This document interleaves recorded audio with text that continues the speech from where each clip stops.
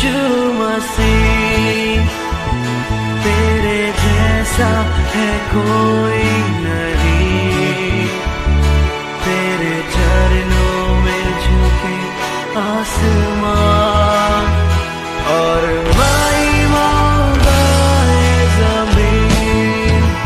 हम गाए हो ज़रा,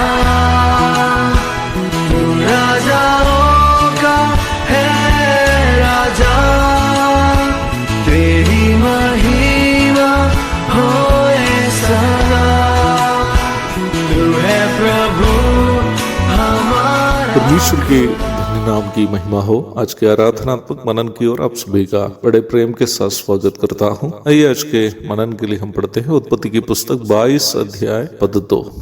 उसने कहा, अपने पुत्र को अर्थात अपने इकलौते पुत्र इसहाक को, जिससे तू प्रेम रखता है, संग लेकर मोरिया देश में चला जा और वहां उसको एक पहाड़ के ऊपर, जो मैं तुझे बताऊंगा, होम बलि करके चढ़ा। उत्पत्ति की पुस्तक के 22वां अध्याय नियमित रूप में बाइबल पढ़ने वालों के लिए बहुत ही परिचित एक अध्याय है। पवित्र शास्त्र बाइबल में सबसे पहले परमेश्वर की आराधना परमेश्वर के लिए ग्रहण योग्य रूप में अर्पण करने के लिए अनिवार्य सभी मापदंड को इस भाग में स्पष्ट रूप में समझाए हुए आप देख सकते हैं। निम्न मापदंडों में से एक महत्वपूर्ण मापदंड को हम प्रारंभ में पढ़ी गई पद में देखते हैं। अब्राहम जब पूरे 100 वर्ष का था, इसहाक का जन्म हुआ था। उत्पत्ति 21:5 बाइबल में यह सूचित नहीं किया है कि जब अब्राहम इसहाक का बलि करने के लिए मोरिया पर्वत की ओर ले जा रहा था, इसहाक कितने वर्ष का था। इतना तो हम अनुमान लगा सकते हैं कि वह एक जवान लड़का था। परमेश्वर ने अब्राहम से ये कहा कि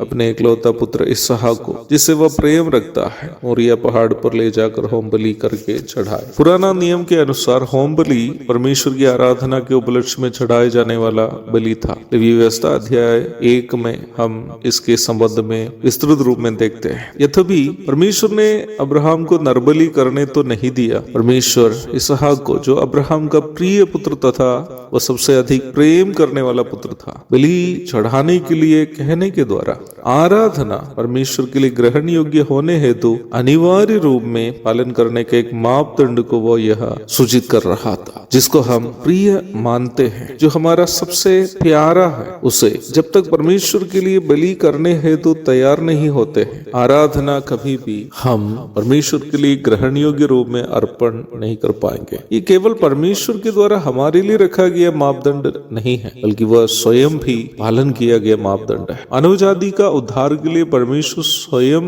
भी अर्पण की गई वस्तु कुछ अन्य चीज नहीं थी, बल्कि अपने एकलौता पुत्र ही था। बाइबल बहुत ही स्पष्ट रूप में कहती है, परमेश्वर ने जगत से ऐसा प्रेम किया कि उसने अपने एकलौता पुत्र को दे दिया, ताकि जो कोई उस पर विश्वास करे वह नाश न हो परंतु अनंत जीवन पाए। बाइबल पंडितों का माने तो यीशु मसीह का क्रूस एकदम वही जगह खड़ा किया गया था जहाँ सदियों के पूर्व इसहाक के लिए एक बलिवेदी तैयार किया गया था। जब तक हम अपने जीवन में हमारे लिए जो प्रिय है उसे त्यागना नहीं सीखेंगे, हम कभी भी परमेश्वर को अपनी आराधनाओं से प्रसन्न नहीं कर पाएंगे, क्योंकि मसीह विश्वास एक बड़ा त्याग पर आधारित है। अपने पुत्र को हमारे वास्ते बलि होने हेतु परमेश्वर के द्वारा किया गया उस बड़ा त्याग पर। मसीह वही है जो मसीह के त्याग का महत्व जाना है। मसीह वही है जो मसीह के त्याग का महत्व जाना है, और मसीह वही है जो मसीह से अपना गहरा प्रेम के कारण अपने अन्य सभी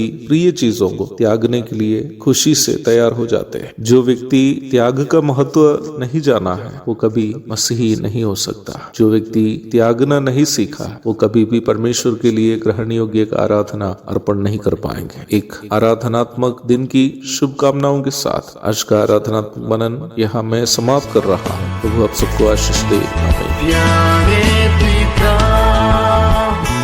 तूने हमसे इतना